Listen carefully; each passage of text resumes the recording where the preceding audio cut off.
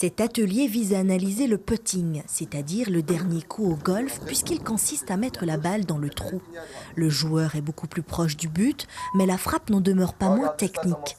Grâce à 2 outils technologiques, le TrackMan, la caméra et le Capto, ce capteur accroché à la barre, le golfeur est à même de mesurer l'orientation de sa balle et le mouvement de son club en observant les données chiffrées. Jusqu'à maintenant, le golfeur, il est complètement dans le flou quand il joue, quand il fait une erreur, peut se mesurer. Donc c'est ça l'avantage des technologies, c'est de mesurer ce que le golfeur a tendance à deviner. Ces joueurs qui le reste de l'année apprennent à jouer au golf sans l'expertise d'un professeur ont profité de ces ateliers novateurs pour corriger leur jeu.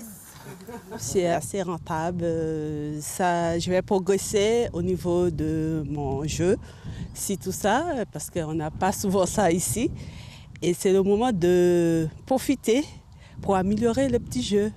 Moi, il m'aide à m'améliorer vers mon alignement, c'est-à-dire de mon club jusqu'au trou. Si vous deviez choisir entre des professeurs et ces nouvelles technologies, Je choisirais la technologie, c'est sûr. pourquoi ? Parce que c'est plus avantageux et on a plus de données, comme je dis. Donc pour moi, ça m'aide mieux en tout cas. Est-il réellement possible de se passer du professeur ? Alvin Pivati, l'un des seuls entraîneurs au monde à être titulaire d'un Master TrackMan, n'est pas convaincu. Alors se passer du professeur, j'ai envie de dire non, sinon je serais au chômage.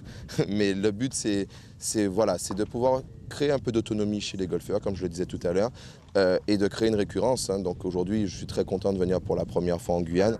Ils n'apprennent pas à utiliser la technologie.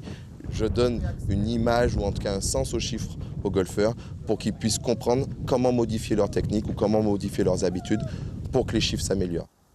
L'association du golf de Matiti espère programmer ces mêmes ateliers au moins 2 ou 3 fois dans l'année.